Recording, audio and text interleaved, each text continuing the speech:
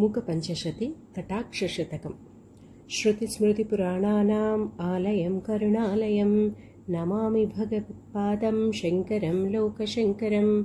अज्ञानां जाह्नवीतीर्थं विद्यातीर्थं विवेकिनां सर्वेषां सुखदं तीर्थं भारतीतीर्थमाश्रये। विद्याविनयसम्पन्नं वीतरागं विवेकिनं वन्दे वेदान्ततत्त्वज्ञानं विधुशेखरभारतीं।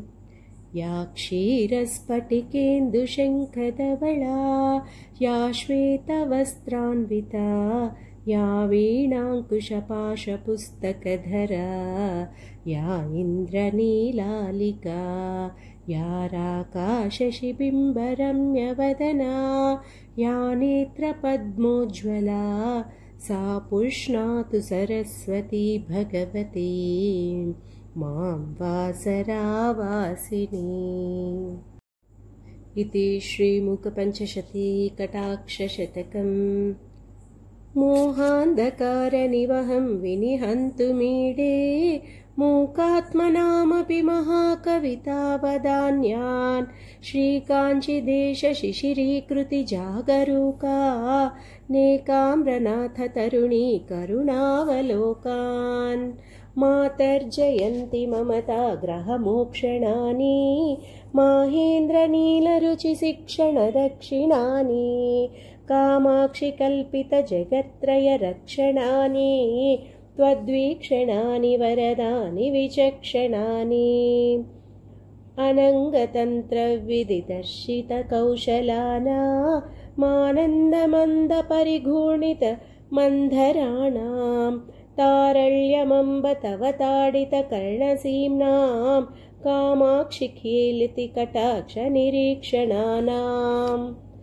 कल्लोलितेन करुणारसविल्लितेन कल्माषितेन कमनीयमृदुस्मितेन मामाञ्चितेन तव किञ्चिन कुञ्चितेन कामाक्षितेन शिशिरीकुरुवीक्षितेन। साहाय्यकं गतवती मुहुरर्जुनस्य मन्दस्मितस्य परितोषितभीमचेताः कामाक्षि पाण्डवचमूरिव तावकीना कर्णान्तिकं चलति हन्त कटाक्षलक्ष्मीः। अस्तङ्क्षणान्नयतु मे परितापसूर्या मानन्दचन्द्रमसमानयतां प्रकाशं कालान्धकारसुषमां कलयन् दिगन्ते कामाक्षि कोमलकटाक्षनिशागमस्ते। ताटङ्कमौक्तिकरुचाङ्कुरदन्तकान्तिः कारुण्यहस्तिपशिखामणि नाधिरूढः उन्मूलयत्व शुभपादपद्मस्मदीयं कामाक्षि तावककटाक्षमतङ्गजेन्द्रः। छायाभरेण जगतां परितापहारी ताटङ्करत्नमणितल्लजपल्लवश्रीः कारुण्यनाम विकिरन्मकरन्दजालं कामाक्षि राजति कटाक्षसुरद्रुमस्ते। सूर्याश्रयप्रणयिनी मणिकुण्डलांशु लौहित्यकोकनदकाननमाननीया यान्ति तव स्मरहरानन कान्तिसिन्धुं कामाक्षि राजति कटाक्षकलिन्दकन्या। प्राप्नोति यं सुकृतिनं तव पक्षपातात् कामाक्षि वीक्षण विलासकलापुरन्ध्री निध्यस्तमेव किल मुक्तिवधूर्वृणीते तस्मान्नितान्तमनयोरिदमैकमत्यम्। यान्ति सदैव मरुतामनुकूलभावं भ्रूवल्लिचक्रधनुरुल्लसितारसार्द्रा कामाक्षि कौतुकतरङ्गितनीलकण्ठा कादम्बिनीव तव भाति कटाक्षमाला। गङ्गाम्भसि स्मितमये तपनात्मजे वा गङ्गाधरोरसि नवोत्पल मालिके वा वक्त्रप्रभासरसि शैवलमण्डली वा कामाक्षि राजति कटाक्षरुचिच्छटाते। संस्कारतः किमपि कन्दलितान् रसज्ञा केदारसीम्नि सुधियामुपभोगयोग्यान् कल्याणसूक्तिलहरी कळमाङ्कुरान्नः कामाक्षि कन्दलयतु त्वदपाङ्गमेघः चाञ्चल्यमेव नियतं कलयन् प्रकृत्या मालिन्यभूश्रुतिपथाक्रम जागरूकः कैवल्यमेव किमु कल्पयते सतानां कामाक्षि चित्रमपि ते करुणाकटाक्षः सञ्जीवने जननि चूतशिलीमुखस्य सम्मोहने शशिकिशोरकशेखरस्य संस्तम्भने च ममताग्रहचेष्टितस्य कामाक्षि वीक्षणकला परमौषधन्ते कामद्रुहो हृदययन्त्रणजागरूका कामाक्षि चञ्चलदृगञ्चलमेखला ते आश्चर्यमम्ब भजतां झटिति स्वकीया सम्पर्क एव विधुनोति समस्तबन्धान् नीलोऽपि रागमधिकं जनयन् पुरारे लोलोऽपि भक्तिमधिकां दृढयन्नराणां वक्रोऽपि देवि नमतां समतां वितन्वा कामाक्षि नृत्यतु मयि त्वदपङ्गपातः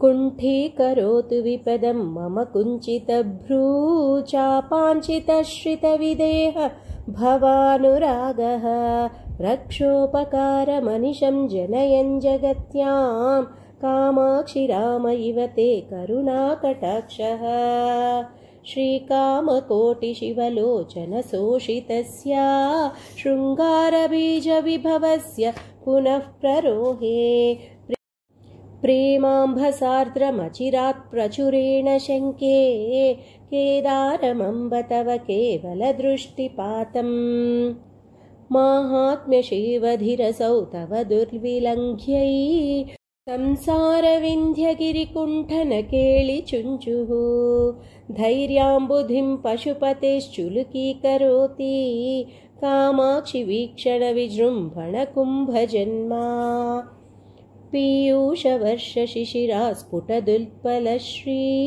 मैत्रीनिसर्गमधुराकृततारकाप्तिः कामाक्षि संश्रितवती वपुरष्टमूर्ते ज्योत्स्नायते भगवती त्वदपाङ्गमाला अम्बस्मरप्रतिभटस्य वपुर्मनोज्ञा मम्भोजकाननमिवाञ्छित कण्टकाभं भृङ्गीव चुम्बति सदैव सपक्षपाता कामाक्षि कोमलरुचिस्त्वदपाङ्गमाला केशप्रभापटलनीलवितानजाले कामाक्षि कुण्डलमणिच्च विदीपशोभे शङ्के कटाक्षरुचिरङ्गतले कृपाख्या शैलूषिकी नटति शङ्करवल्लभे ते अत्यन्तशीतलमतं द्रयतु क्षणार्था मस्तोकविभ्रममनङ्गविलासकन्दम् अल्पस्मितादृतमपार कृपाप्रवाह मक्षिप्ररोहमचिरान्मयि कामकोटि